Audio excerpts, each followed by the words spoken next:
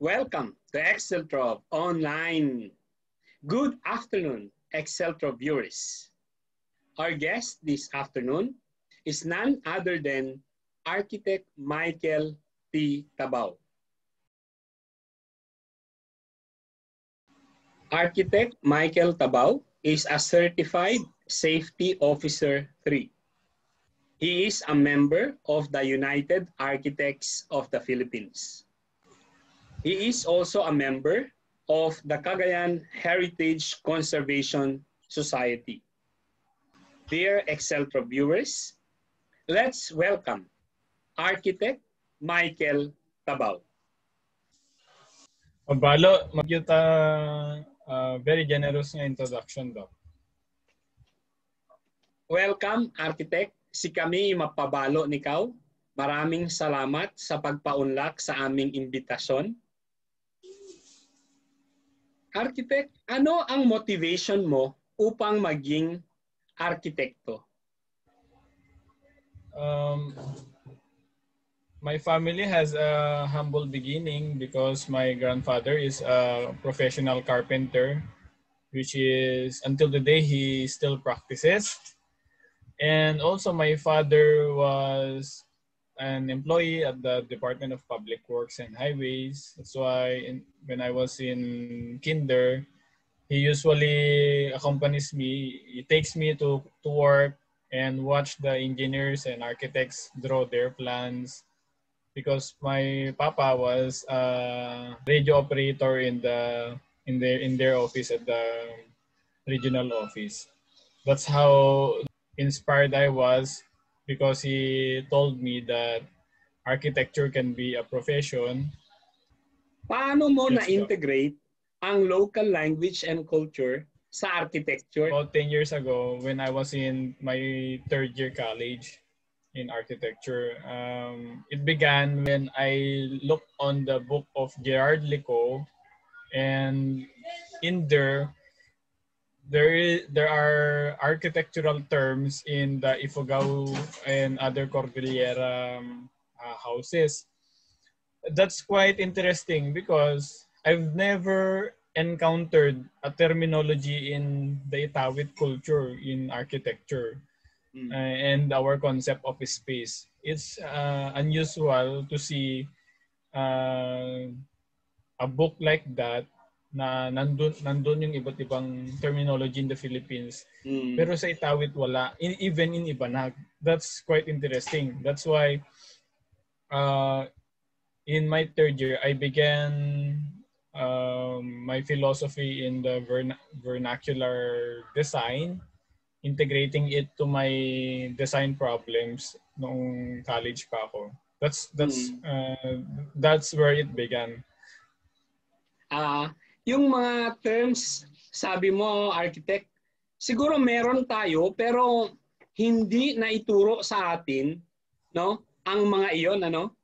Kasi hindi naman tayo nag-aral ng Ibanag and Itawes as subjects. Yes, Doc. Kasi nga,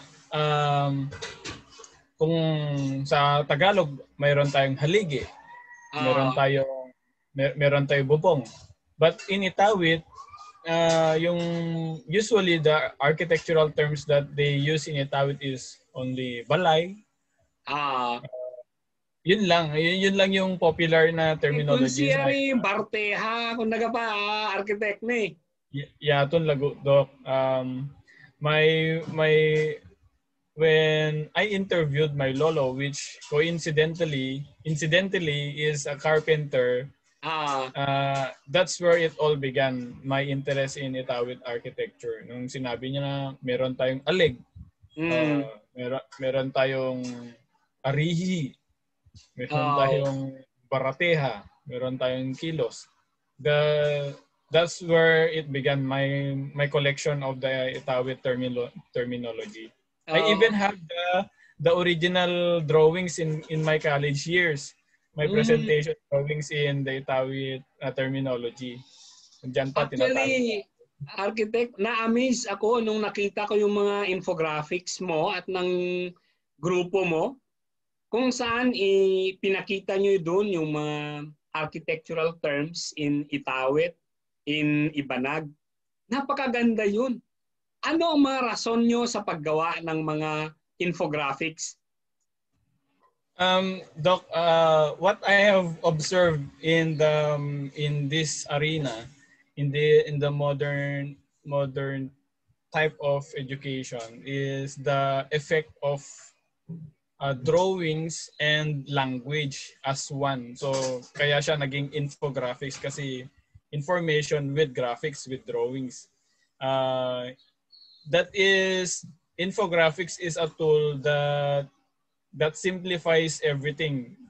Kailangan mo lang ng arrow, kailangan mo lang ng drawing at terminology to come up with a good infographic. And also, I did it ngayong pandemic ko lang actually napagtuunan ng pansin ito. Kumbaga binanatan na lang kasi nga medyo marami tayong time ngayong pandemic period. For example, yung everyday commute, wala na yun. Sabihin na lang natin 1 hour ang ginagamit mo everyday in the everyday commute. Yung 1 hour na yun, pwede mong i-refocus in other tasks, for example, in creating these kinds of infographic. Also, our reason, kahit hindi kami nababayaran dito, Doc, we want to preserve and rejuvenate our culture and identity through infographics. Great. Maganda na merong features ang ating architecture dito sa Cagayan sa ngayon na nagpapakita ng ating Itawes and Ibanag language and culture. Yes, Doc. Congratulations, architect. Saludo ako sa inyo at sa inyong mga kasama. Sa tingin mo, architect, ano ang mga kailangang gawin ng mga indigenous people, ng mga Ibanag, ng mga Itawes, ng mga Ilocano upang ma-preserve at ma-revitalize ang kanilang katutubong wika at kultura? One good thing, one good example, Doc, which is very mundane, napaka-normal na gawin, is the speaking of our language. Kasi nga, paano natin ita-transmit, how we will transmit our language in the new generation if we refuse to speak it. Also, Doc, one good example also is to learn other languages. Halimbawa, pwede rin nating pag-aralan ang konting Ilocano terms and phrases. Pwede rin, kung Ilocano ka, pwede mo ring aralin ang Itawit terms and phrases for us to help that indigenous group, ethno-linguistic group, to preserve their language para naman meron continuity pa rin ng language. We can also support the culture, our own culture, by patronizing the online sellers that sell indigenous products, local products, or kung may kapitbahay ito nagbebenta ng badoyat, banana Q.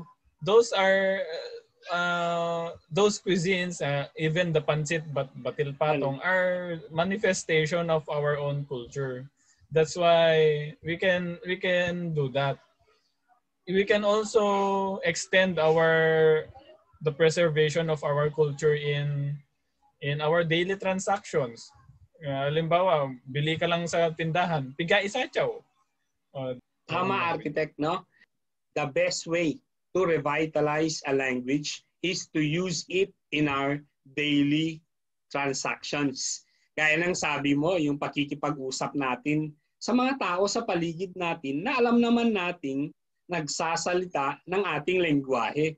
Kung Itawit, kergowan tera ka ira ka Itawit. No Ibanag pay, uvovugan tera kang Ibanag yo, kakablon tera, wawahi tera, wawagitam nga Ibanag. mabalo architect. Gusto yari pag kagim nga sangaw igayari termino irang nga usap tam nga parte nga na ibanag, parte nga na itawi. No? Aro mamaganatam lalalakay bababako ira no kakakay tam nga mangusalaga pa nga na ta terms na technology. Kita na yari load, mapaload na. Gusto yaton is part nga na lengguwahe tam kasi i-lengguwahe gamma dynamic. Gusto yan ni kagimi architect nga yaw lengguwahe tam manguluuliga pa. Pero ikaya mi nga kagyan ni kamo wawagi ang gusto naming sabihin sa inyo mga kapatid, mga kaibigang Exceltro viewers, gamitin natin ang ating indigenous languages. Nang sa gayon, hindi mawawala ang ating identity. Because ang language is part of our identity as indigenous people. Architect, ano ang mensahe mo sa mga Ibanag at Itawes? Well, Doc, masasabi ko lang, gone are the days that our own teachers prohibit us from using our local languages. Nangyari yun noon nung elementary ko. Wala na yun ngayon. Meron na tayong mother tongue based education. Kaya let's be proud of our own languages. Kung alam mo naman na itawit yung kausap mo, mag-itawit na kayo. Even in actually I observed this in my own messenger conversation in the messenger. I use my own language in typing my messages. Bechaw jamon yung mga ganun. Bechaw jamon anong oras yo agangek kanyan. That's we can use that even we are in the modern era, in the technology era. Kahit meron na tayong messenger, meron na tayong cellphone, pwede pa rin nating i-type yung mga mga messages natin in Itawit and Ibanag. Also for the Ibanag and Itawit people, we encourage you to continue what you are doing. Kung nagre-research man kayo, pwede naman kayong mag-propose dito sa culture, sarili nating culture. If you are a kusinero, i-continue mo lang, ituloy mo lang yung pagluto mo ng indigenous cuisine gaya ng igado, gaya ng pansit batil patong at iba pa. Maraming salamat, Architect. Tama yan. Kailangan nating mahalin ang ating kultura, no? At parte nga ng kultura ang ating lengguwahe, ang ating arkitekto, ang ating mga delicacies, no? Architect, naiisip ko maganda siguro na gamitin yung mga t-shirts na merong mga infographics ng Ibanag, Itawes, no? Pwedeng project yan ng grupo nyo. Pwede rin yan, Doc. You're giving us ideas na. Tama. Architect, actually, hindi original idea na galing sa akin yan. Noong nagkakandak ako ng dissertation ko, sometime in 2010 and 2011, I met somebody who is now in heaven, Mr. Alvin Adun, may he rest in peace, who designed t-shirts with Ibanag text. Yari amom yari proverbs kuna, yari phrases in Ibanag. Ita na yari kuman na ta inabraw kuna, binalitak na, namuk at warbani kuna, de kwa na to t-shirt. Actually yari niyawa ko nga tokens tari ta panelist ko. T-shirts nga igay terms na ira in Ibanag, igayari phrases na in Ibanag kuna. I would love to support your group, Architect, later on. Nung ma-publish ka mo or nung kaya mo taring na, nung ma-print ka mo ta t-shirt nga igayari infographics na ira. Architect, Yari karwan ira interesado da masita i-infographics no ta ibanag ta itawes. Sitaw ipwede da nga pasaran ta social media ta peno makala da ta kopya na kingwano ira no your passion projects. You can visit the Ibanag Facebook page. You can also visit my page in my own page. Yung pangalan ko Michael Tabao, and you can also visit the Cagayan Heritage Conservation Society posts. Nandun po yung mga infographics. We do not intend to sell them. Basta gusto lang namin magkaroon ng consciousness of our own language and our terminology and our terminology in the seasons. Merong meteorological infographics. Yung bago nga is tungkol sa kinship, yung family terminology. Yan informative yari. Oo. So dapat talaga nga arui makasita infographics no. Tangamin nga mamestro ira nga magangwa ta module. I suggest nga bisitan no yari Facebook page the Architect Tabao ibanag ta Facebook ana ta Instagram na Michael Tabao. Of course, Architect, mabalo-balo. Kudos, congratulations ni kamu, ta grupo no.